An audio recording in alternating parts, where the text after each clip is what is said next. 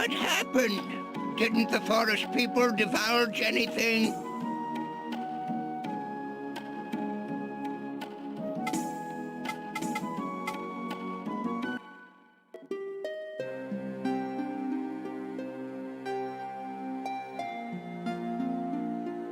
This is a tale of the kingdom of Genki that stretched across these lands long ago. Once upon a time, Prince Menek, son of King Karis, set out with his vassals to hunt in the forest. But in the forest they were enveloped by a thick fog, and the prince lost his way. Wandering aimlessly about, he happened upon a marsh from which grew an enormous tree. Thereupon he heard the sound of sobbing, but he knew not from where. He found a maiden sitting all alone. She was weeping by the marsh. "I am Alcana. I just buried my mother here in the marsh of Uban," she said. And then she looked up at the prince. He was overwhelmed by her beautiful eyes. The maiden stole his heart that day. It was truly a fateful meeting. Thereafter, the prince made frequent trips into the forest. Undoubtedly, he was paying visits to the maiden. The maiden had a strange power.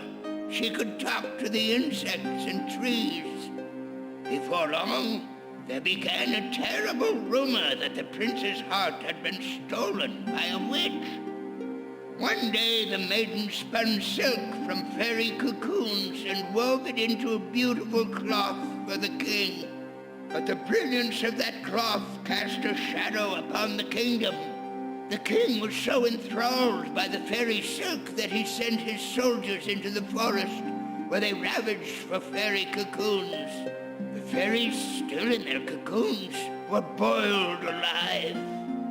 The king killed them so he could have their silk. The prince pleaded with his father to stop his cruelty, but the king was no longer the man he had once been. Prince Menek was charged with treason and imprisoned in the king's deepest dungeon. He was never heard from again. When the maiden learned of the prince's death, she cursed her fate and lamented the foolishness of man. She then cast herself away into the marsh where her mother lay. As she started to drown, a voice from nowhere whispered to her, "I am Elrum. I shall grant you your wish. Tell me what you want," said the voice.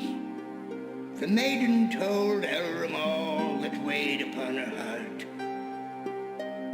The maiden said, "Greed bears destructive knowledge. Its wicked power shall be the end of the forest. All hope is lost. The beasts of knowledge shall never live in peace with the forest. The one light of hope, who I so loved, has perished at the hands of the beasts. I now go to where my love Menek awaits." Thereupon Elrum spoke again. "So you claim that your true love was torn asunder by the greed and hatred of the beasts of knowledge? When light is swallowed up by darkness, I shall unleash ruin upon the land, returning all to the nothingness from whence it came. I have a firm grip upon the darkness in your heart." From that day forward, demons appeared in the forest, terrifying all they came upon, and the kingdom of Genki fell to ruin by the swarms of Onibubu, locusts of apocalypse.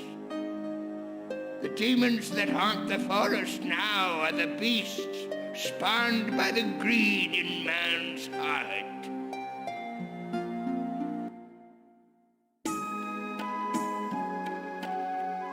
Come again anytime. The forest is trembling. It's never been this bad before. I'm afraid something terrible will happen. What?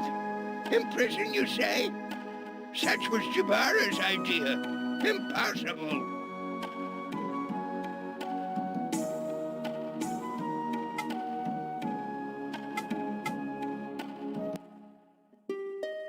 Once upon a time, this forest was a paradise for the divine spirits who served Elrim, god of the forest. The forest people are the incarnation of Mammon, the divine spirit of knowledge. When the divine spirits created man, it was Mammon who bestowed knowledge upon them. But man used his knowledge for the pursuit of ruin. In the end, Gehenna was destroyed because man aroused Elrim's wrath. Bestowing knowledge upon man troubled Mammon greatly.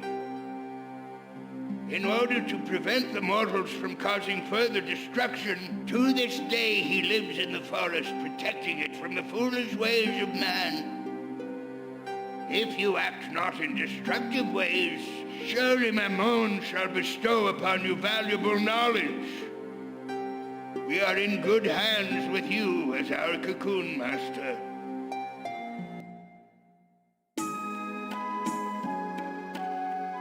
Come again anytime. The forest is trembling. It's never been this bad before.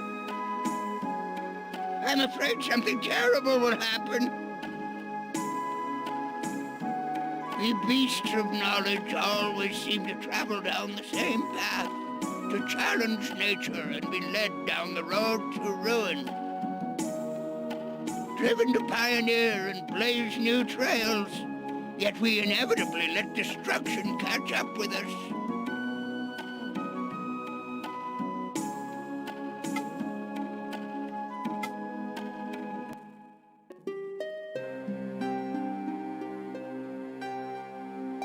The divine tree. It is the earthly form of Elrim, god of the forest. It is said that all in this land began with that tree, but no mortal has ever laid eyes upon it. That is, except for Gi, prophet of the Nagi. It seems the prophet Gi saw the great tree in his dreams. It looked just like a huge tree that had been turned upside down. That is why it is also called the upside-down tree.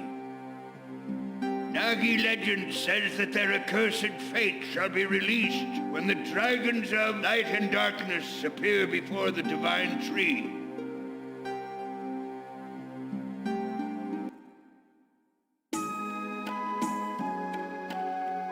Come again anytime.